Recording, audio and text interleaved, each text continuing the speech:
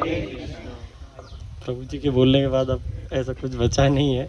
फिर भी श्री हरि प्रभु जी ने रिक्वेस्ट करी थी, ऐसा तो कुछ नहीं है, पर फिर भी जो भी मेरी लाइफ में इस्कॉन से जुड़ने के बाद जो परिवर्तन हुआ मैं कुछ शेयर करूँगा। जो मेरा जीवन था यहाँ पर, मैं पहले शिव जी की भक्ति किया करता था, यहाँ पे डेली शिव जी को जल चढ़ाता था, जाता था और कुछ भी खाता नहीं था उनको जल चढ़ाए बिना। पर ये सब चीज़ें उस समय इसलिए करते थे कि हमें भौतिक जीवन में कुछ मिल जाए, कुछ हो जाए, क्योंकि जो हमारी स्कूल लाइफ और कॉलेज लाइफ और ऐसा रहती है कि सब लोग एक दूसरे से compete करके आगे बढ़ना चाहते हैं। तो यही सोच लेके मैं भी लंदन गया MBA करने के लिए, और ये भी सोच लेके गया था कि मुझे उदयपुर में सबसे टॉप रिचेस्ट पर्सन में आना है। ये सोच मैं भी लेके गया था कि मेरे को सबसे ऐसा करना है।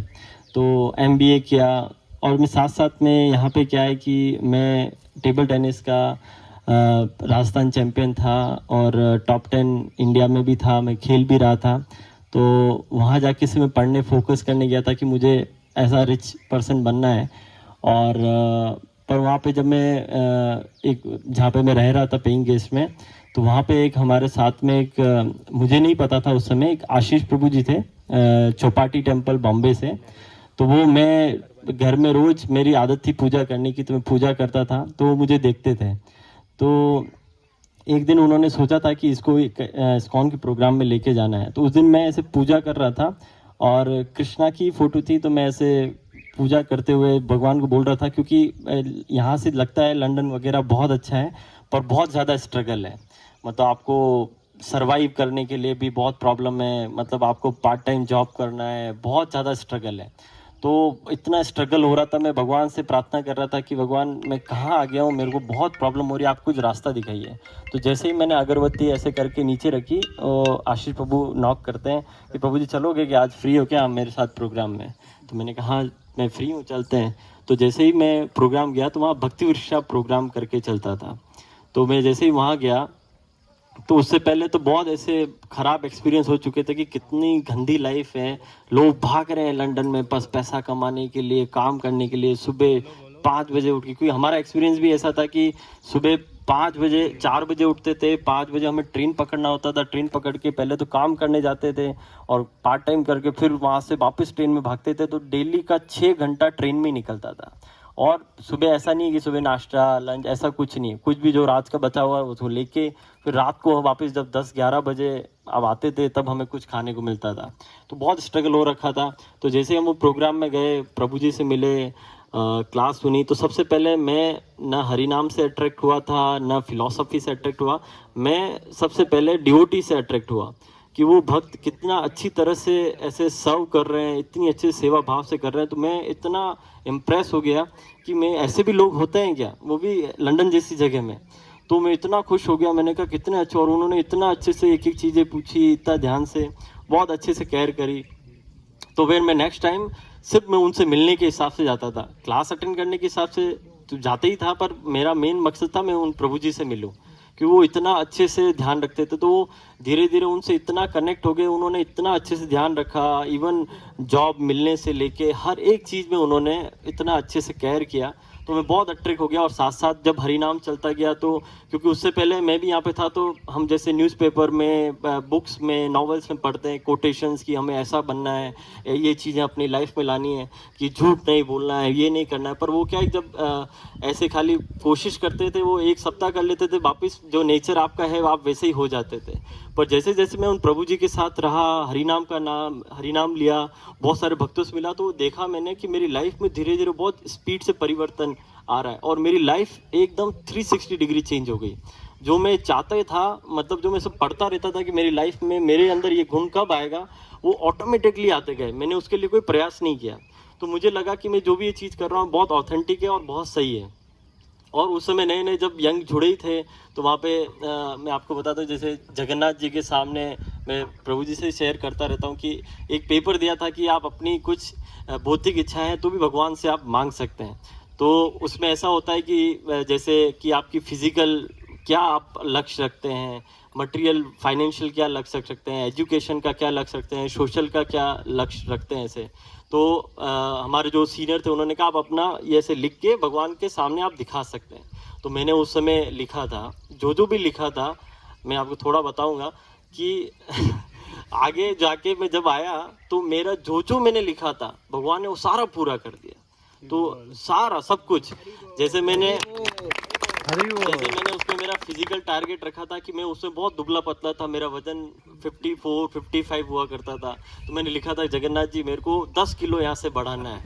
ठीक है ना। तो मैंने ये भी लिखा उसमें। उसके बाद मैंने लिखा था कि एजुकेशन में मुझे ये करना है, तो वो भी मुझे मिल गया। और मैंने ये ऐसे ही लिख दिया था उसमें कि मैं चाहता हूँ कि मेरे उदयपुर में एक स्पोर्ट्स अकेडमी हो।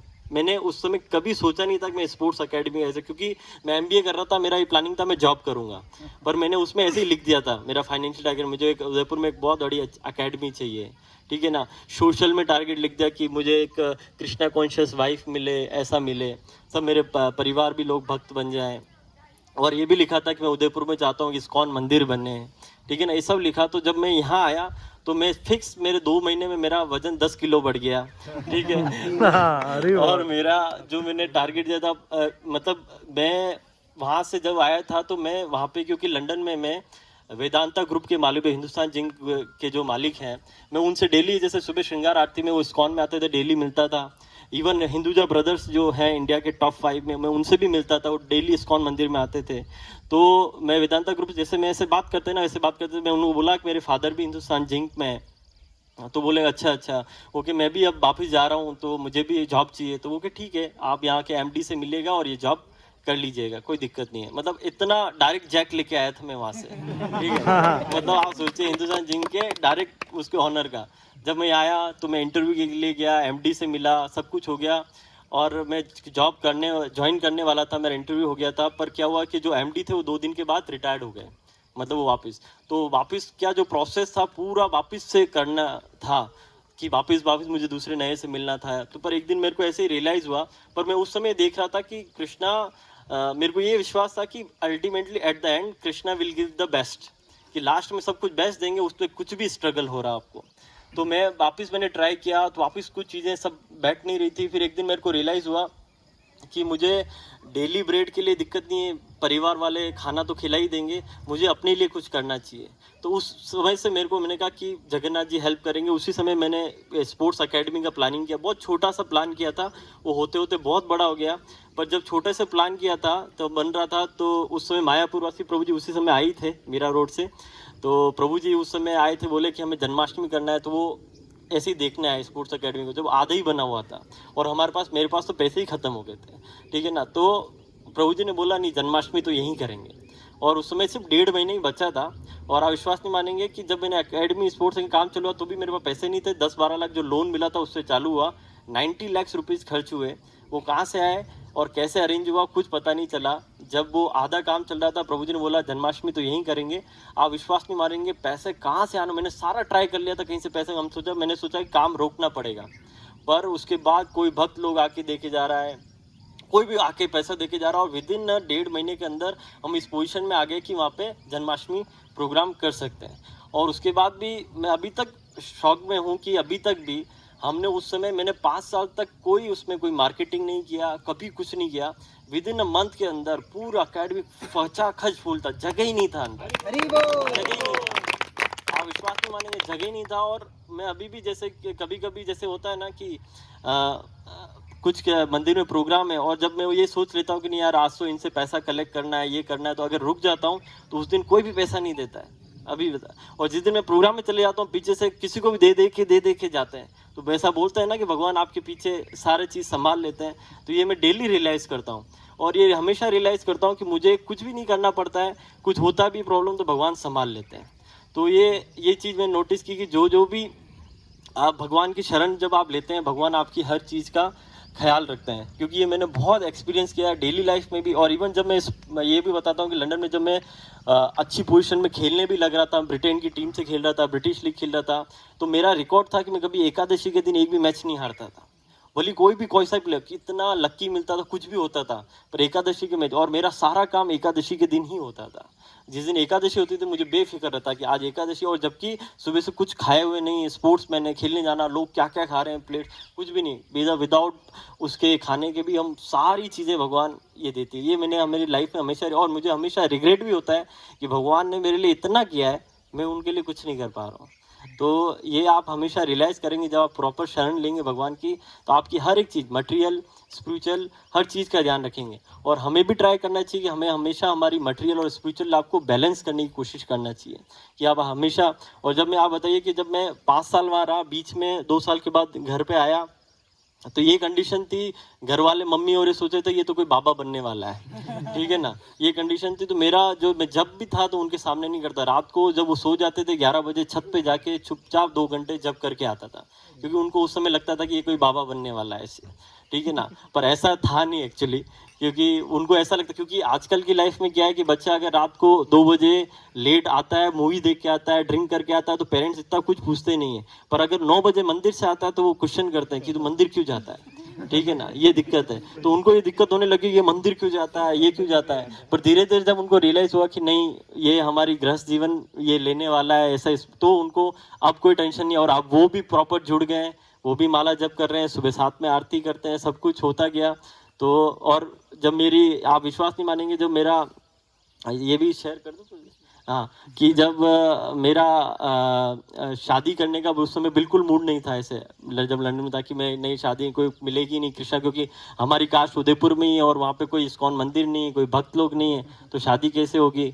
तो वहाँ पे मैं बिल्कुल उसमें था। तो पर वहाँ पे जो भक्ति विश्वास जिन्होंने बनाया, प्रेमा पद्मनी माता जी, वो वहाँ आई हुई थी। तो वहाँ से ऐसे पर्सनल मीटिंग हो रहा था, तो माता जी से बोला, माता जी मेरी तो ऐसे नहीं। माता जी बोले नहीं, गृहस्थ लेना है तो तुम आगे, तुम्हारे घर पे जो तुम्हारे ऑफर आ रहे हैं उनके फोटोग्राफ्स मंगाओ। तो उस समय क्या कि सब ऐसे आ रहे थे कि शादी के लिए, तो लड़कियों के 5-6 फोटोज आए थे।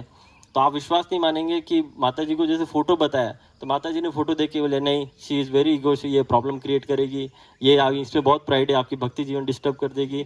और सेलेक्ट किया जो मेरी वाइफ है अभी, उन्हीं का फोटो नहीं आया, ये आपकी कृष्णा जीवन में दिक्कत नहीं करेगी। आप सोचिए कि भक्त लोगों में कितना स्पिरिचुअल पावर है, उन्होंने देख के फोटो बता दिया। और विश्वास नहीं मानेंगे, जब मैंने बात किया तो उनको शुरू से चाय कॉफ़ी पीना पसंद नहीं था, लहसुन प्याज उनको वैसे ही पसंद नहीं था। और जब हम बात करते थे, आप सोचिए कि मैं डेली बात करते थे तो 1 घंटा होते थे, उसमें तो 45 मिनट तो भगवत गीता पे डिस्कशन चलता था।